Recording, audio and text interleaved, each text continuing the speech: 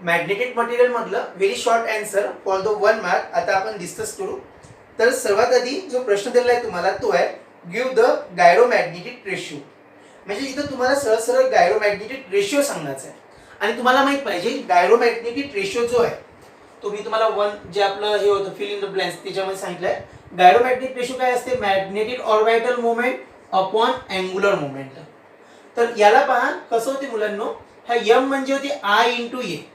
m म्हणजे होते I into ए आणि I म्हणजे होते दॅट इज करंट. आपल्याला एक रिलेशन माहित आहे, charge equal to current into time. हे सर्वांना माहित असेल. सो करंट काय होईल? That is charge upon T. बरोबर आहे. आणि एक कोणत्या केसमध्ये असते? एक असा इलेक्ट्रॉन्स मूव्ह होत असते विथ v याचा स्पीड असते आणि याची r ही रेडियस असते. तर आणि हा कोणत्या पाथ मध्ये फिरतो?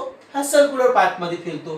तर आपण chapter 1 that is rotational dynamics मध्ये तुम्ही लर्न केलं असेल. टाइम पिरियड काय असते? Circumference of a circle upon काय असते मुलांना? लिनियर स्पीड असते.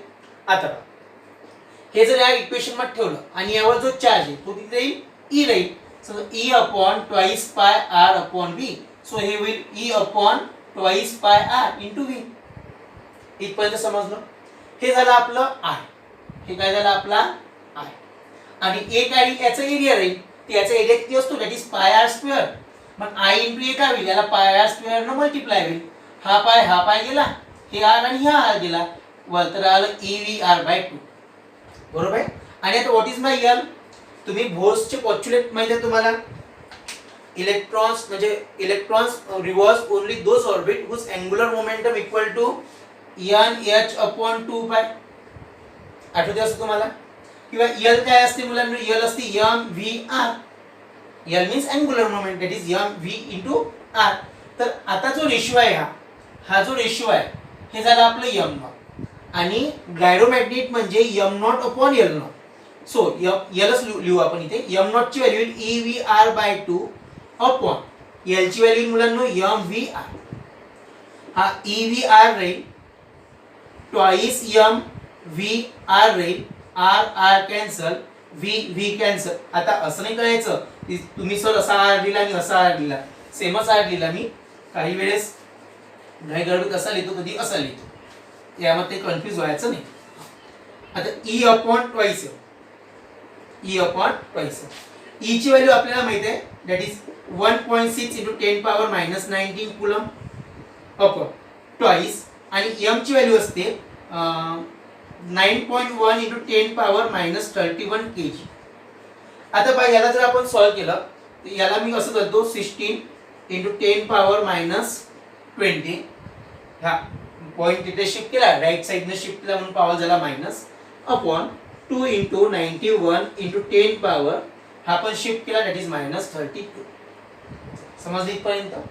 आता जर आपण याला अजून सॉल्व केलं इथे होते 8 बे 8 16 अपॉन 91 आणि हे होईल 10 पॉवर मायनस 20 आणि प्लस 32 दॅट इज मायनस 12. आणि हे जेव्हा आपण सॉल्व करतो त्याचे आन्सर येते दॅट इज 8.8 इंटू 10 पॉवर 10. किती आला आहे आपला? 8.8 into 10 power 10 coulomb per KG. Coulomb per KG. पण ऍक्च्युअल मध्ये आपण जेव्हा सॉल्व करू मुलांनो 8.79 च्या जवळपास येते. म्हणजे 8.79 इज अप्रॉक्सिमेट 8 म्हणजे ते 8.8 च्या जवळपास आहे. त्यामुळे ही व्हॅल्यू आपण लिहिली कुलम पर केजी. मुलांनो समोर हाच प्रश्न आहे आपल्याला, तेव्हा आपण व्यवस्थित म्हणजे हे कॅल्क्युलेशन एक वेळा करून बघू. हे झालं आपला पहिल्यासाठी. तर तुम्हाला फक्त व्हॅल्यू विचारले, तुम्हाला हे डेरिव्हेशन तर घ्यायचं नाही इथपर्यंत.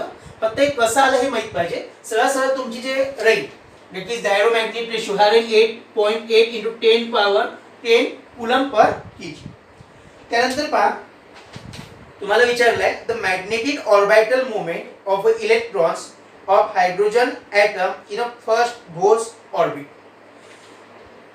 हा जो प्रश्न आहे 2 नंबर, एक मिनिट बस. हा the magnetic orbital moment of first Bohr orbit, त्याला म्हणजे काय म्हणू शकतो आपण? दुसरा क्वेश्चन व्यवस्थित पहा, तुम्हाला स्क्रीनवर डिस्प्ले होत आहे.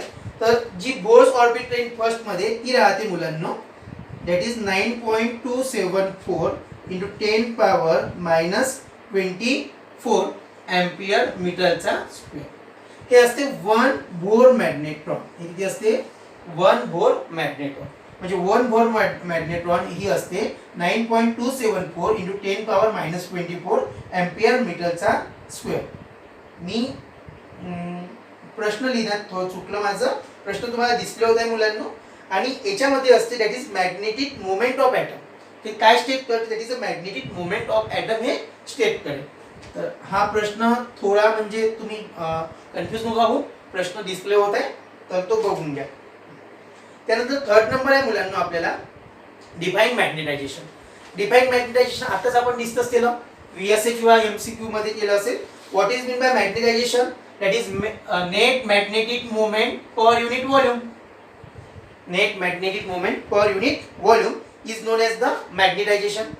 त्यानंतर what is the ratio of magnetization to the magnetic intensity?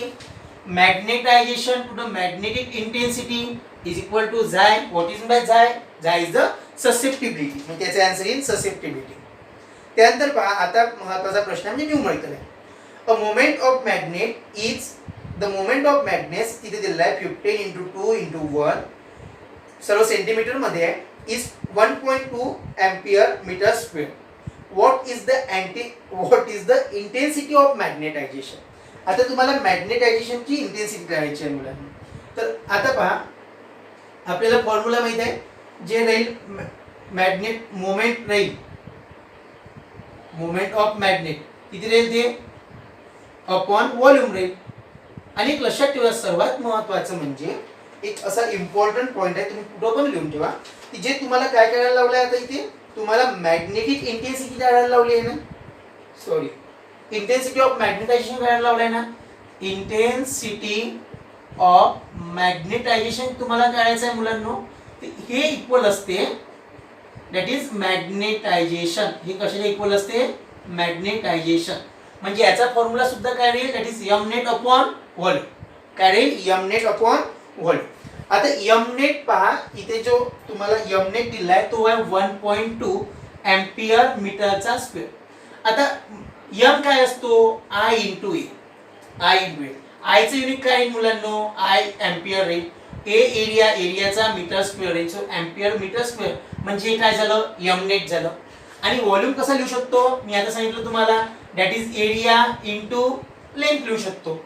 आता तुम्हाला पहा किंवा सहज जो व्हॉल्यूम दिला आहे व्हॉल्यूम म्हणजे length into breadth into height. तर एक दिला आहे म्हणजे तुम्हाला 15 सेंटीमीटर, एक दिला आहे 2 सेंटीमीटर, एक दिला आहे 1 सेंटीमीटर. आता पहा 15 याला आपण इथे सॉल्व्ह करू. याला मी थोडं इरेज करतो. तुम्ही हे नोट केलं असेलच किंवा स्क्रीनशॉट काढून घ्यायचे. पहा काय आपल्यापाशी 1.2 एल क्यूब आहे. सरळ सरळ आपण length into breadth into height लिहू शकतो. एल क्यूबला काय लिहू शकतो? Length into breadth into height. आता पहा 15 सेंटीमीटर आहे. 15 सेंटीमीटर. सेंटी म्हणजे 10 पॉवर मायनस 2. चला पहिलं झालं. दुसरं किती आहे मुलांनो? ब्रेथ समजा 2 सेंटीमीटर. 2 इंटू 10 पॉवर मायनस 2 आणि नंतर काय आहे 1 इंटू 10 पॉवर मायनस 2. चला समजलं इथपर्यंत. आणि आता पहा 1.2 याला असं लिहितो मी 15 into 2 into 1 2 4 6 that is 10 power minus 6. चला समजलं इथपर्यंत. याला पहा 120 लिहितो मी. किती लिहितो? 120.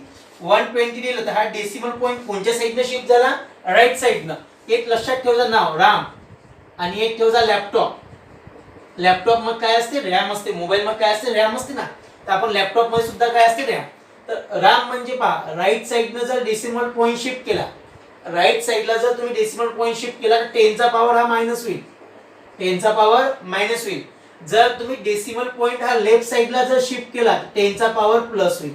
सो इट इज राम आणि इट इज अ लॅपटॉप. हे लक्षात ठेवायचं. रॅम आणि लॅपटॉप. नाही तर कन्फ्यूज व्हाल. डेसिमल पॉईंट इकडे शिफ्ट केला तर प्लस राहायचं, इकडे शिफ्ट केलं तर प्लस राहायचं. खूप जणांचा प्रॉब्लेम असतो. ते राम आणि लॅपटॉप त्यासाठी बेस्ट उपाय आहे. म्हणजे राम म्हणजे राम आहे आपल्या मागं म्हणून टेन्शनच नाही. 120 15 दुने 30. 30 आहे का 30. हा वळतं न्यू. सॉरी हा 12 120 दिला ना आपण. हा किती होईल? 10 पॉवर मायनस 2 होईल. आणि हा मायनस 6 वळतं न्यू. सो 10 पॉवर 6 होईल. समजलं? 0 0 कॅन्सल.